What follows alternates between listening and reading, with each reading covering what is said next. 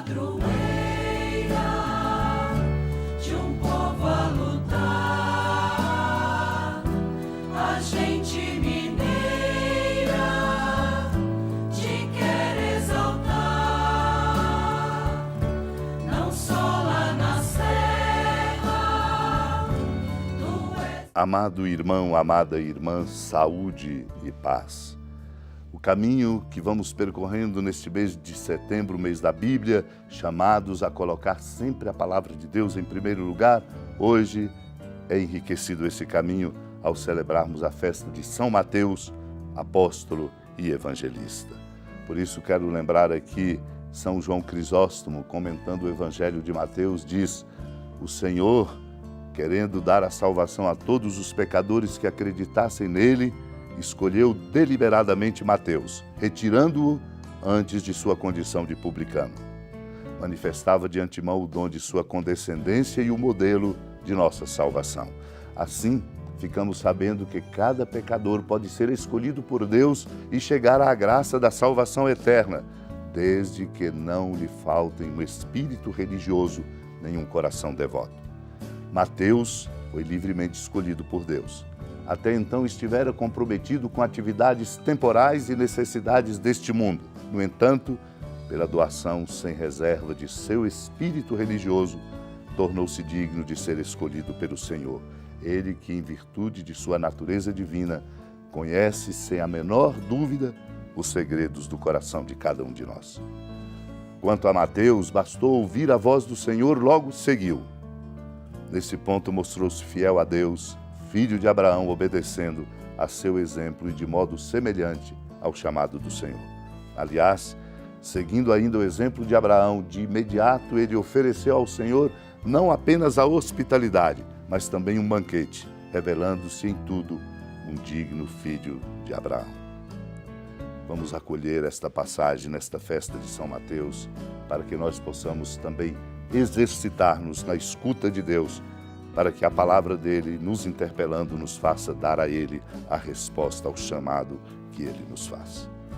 Naquele tempo, partindo dali, Jesus viu um homem chamado Mateus, sentado na coletoria de impostos, e disse-lhe: segue-me. Ele se levantou e seguiu a Jesus. Enquanto Jesus estava à mesa em casa de Mateus, vieram muitos cobradores de impostos e pecadores, e sentaram-se à mesa com Jesus e seus discípulos. Alguns fariseus viram isso e perguntaram aos discípulos: por que vosso mestre come com os cobradores de impostos e pecadores? Jesus ouviu a pergunta e respondeu: aqueles que têm saúde não precisam de médico, mas sim os doentes. Aprendei, pois, o que significa: quero misericórdia e não sacrifício.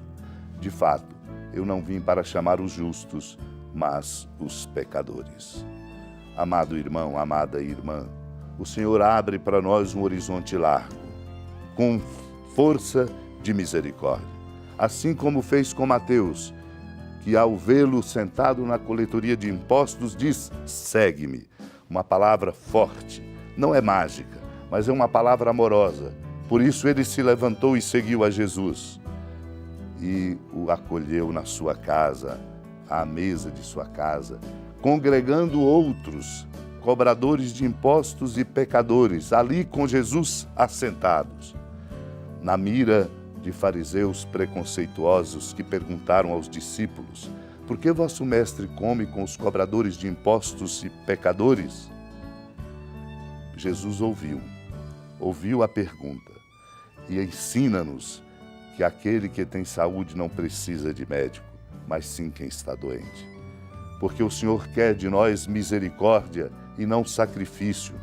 Este é o caminho, portanto, de nos tornarmos capazes de olhar cada pessoa com reverência, com amor, como irmão e como irmã.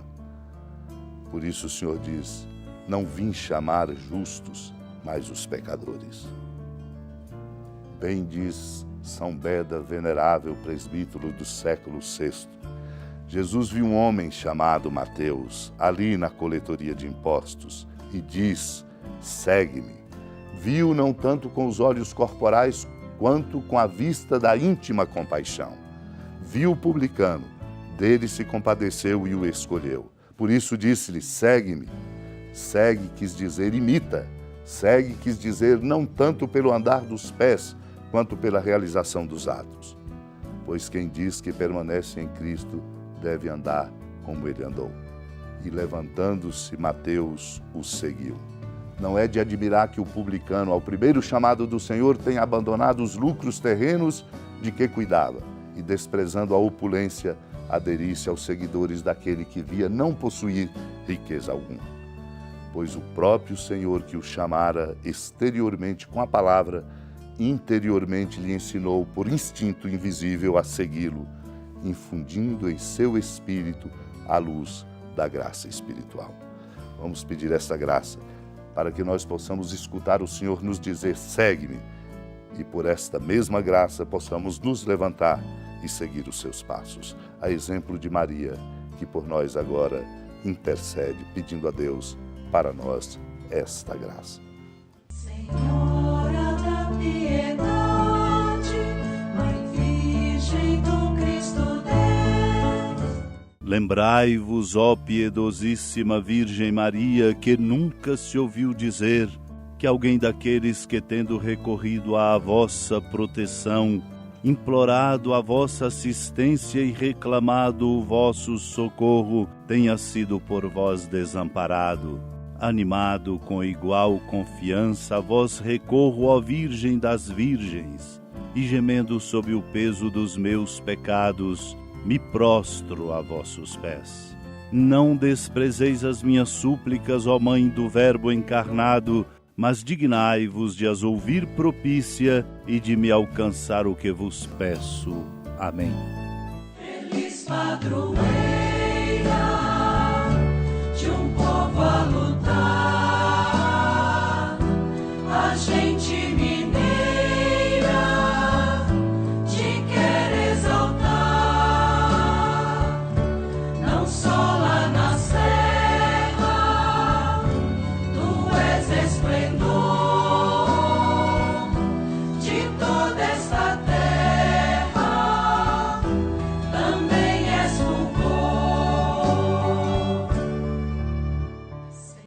Amado irmão, amada irmã, com a alegria da ermida da padroeira do estado de Minas Gerais, a Senhora da Piedade, que da sua casa de clemência e bondade nos acompanha e nos abençoa do alto da serra, magnífica arquitetura divina, a bênção de Deus, amor misericordioso, Pai, Filho e Espírito Santo, desça sobre sua família, proteja sua casa, sustente sua vida, fecunde o caminho missionário de nossa igreja, nos encha de sabedoria e permaneça conosco para sempre. Amém.